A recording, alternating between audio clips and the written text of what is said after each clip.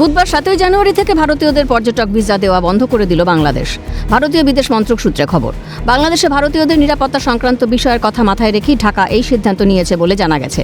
দিল্লি ও আগরতলার পর এবার কলকাতায় অবস্থিত বাংলাদেশ উপ হাই কমিশনেও ভিসা দেওয়া বন্ধ।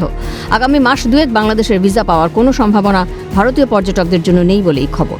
কলকাতার বাংলাদেশ উপদূতাবাস বা দিল্লির দূতাবাস এ বিষয়ে মুখ খুলতে চায়নি।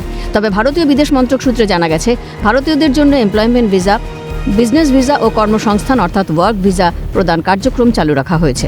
বাংলাদেশে দেখা যাচ্ছে সেখানকার এর অভাবে, আইন শৃঙ্খলার অভাবে সংখ্যালঘুদের উপরে একের পর এক আক্রমণ করছে এবং কিছুটা প্রতিবাদে ভারত ঠিক করেছে যে বাংলাদেশিদের ভিসা নিয়ন্ত্রণ করা হবে, কেবলমাত্র জরুরি চিকিৎসা ছাড়া কোনো ভিসা আপাতত দেওয়া হবে না। এটা ঠিক হয়েছে, কিন্তু ভারতীয়রা তো কেবলমাত্রই খুব বাংলাদেশের যে সমস্ত প্রযুক্তিগত কাজ সেখানেই যান।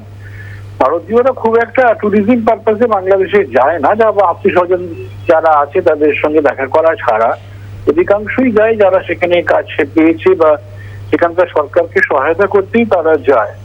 এখন ভিসা যদি বন্ধ করে তাহলে এর সঙ্গে যাদের আত্মীয় স্বজন আছেন সেটা সেখান থেকে তার দেখা করতে তারা বঞ্চিত হবেন এবং যেটা ঘটার সম্ভাবনা। একই সঙ্গে বাংলাদেশও কিন্তু যে সমস্ত প্রশিক্ষিত ভারতীয়দের তাদের সেবা পাচ্ছিল সেটা থেকেও বঞ্চিত হবে। তবে এই সরকারটা বেশি দিন নেই, নির্বাচন প্রায় আসছে এবং নির্বাচিত সরকার পার্শ্ববর্তী একটা শক্তিশালী দেশের সঙ্গে এই ধরনের ব্যবস্থা রাখতে পারে না। ভারতও যেমন বাংলাদেশে ট্যুরিস্টদের আনতে চাইবে। প্রশ্নপত্র বলে রাখি, ভারতবর্ষে যারা বিদেশি ট্যুরিস্ট আসেন তাদের মধ্যে সবচেয়ে বেশি বাংলাদেশি।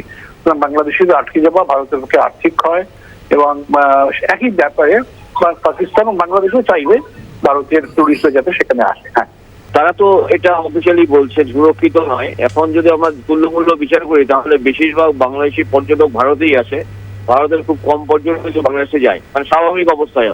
আর এখন যেহেতু পরিস্থিতি উত্তপ্ত দু দেশের মধ্যে, অর্থাৎ নিরাপত্তার কারণে বাংলাদেশে যাওয়া তো এমনি বন্ধই করে দিয়েছে ভারতের নাগরিকরা। কিন্তু আমি অন্য একটা বিষয় আমার মাথায় এসছে, সেটা হচ্ছে এই যে যেহেতু ভারত বাংলাদেশি পর্যটকদের জন্য ভিসা বন্ধ করেছে, বাংলাদেশ অনেকটা প্রতিশোধ পরায়ণ হয়েই তারা ভিসা বন্ধ করলো এবং তারা দেখা যাচ্ছে একটা কূটনৈতিক চাপ সৃষ্টি যাতে করতে পারে ভারতের ওপর, কিন্তু সেটা নয়। অর্থাৎ তারা দেখাতে চাইছে তারাও ভিসা বন্ধ করতে পারে। রাজনৈতিক উত্তেজনা থাকতেই পারে দুদেশের মধ্যে, কূটনৈতিক বিবাদ থাকতেই পারে দুদেশের মধ্যে, কিন্তু দুদেশের নাগরিকদের মধ্যে সহজ যে চলাচল এবং পিপুল টু পিপুল কন্ট্যাক্ট, আসা যাওয়া, সেটা হলে সম্পর্ক নর্মালাইজ হয়। বাংলাদেশে যতদিন পর্যন্ত না স্থায়ী সরকার প্রতিষ্ঠিত হবে গণতান্ত্রিক উপায়ে, আমার মনে হয়নি সম্পর্ক স্বাভাবিক হবে বলে। বাংলাদেশে শেখ হাসিনার সরকারের পতনের পর থেকে এ পর্যন্ত লাগাতার অশান্তি চলছে হিন্দু নিধনযজ্ঞ।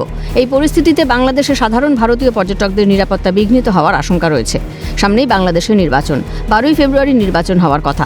রাজনৈতিক পরিস্থিতি আরও তপ্ত হতে পারে বলেই মনে করছে আন্তর্জাতিক মহল। ক্যালকাটা নিউজ।